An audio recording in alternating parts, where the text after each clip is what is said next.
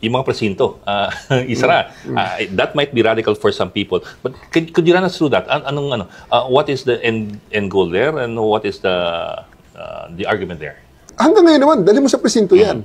Kasi, ang presintong pinag-uusapan doon ay presintong kung saan may investigasyon.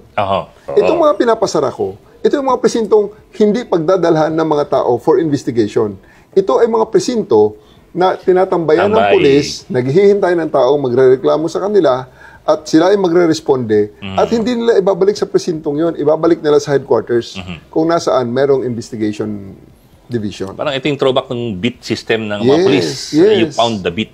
Yes, pound the beat. But how can you pound the beat?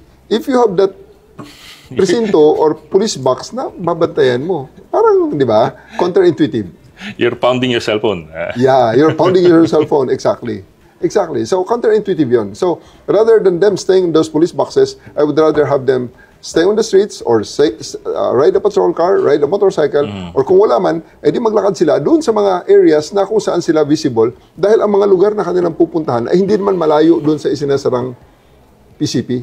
So, ang PCP na yun, lalagyan namin ng aming mantra at pag nakita ng mga tao na yun, they dial 911 and in 2 minutes, 3 minutes, makakabalik sila sa PCP na yun. Kung nandun ang kasanayan ng tao, napuntahan sila para hanapin sila at humingi ng tulong.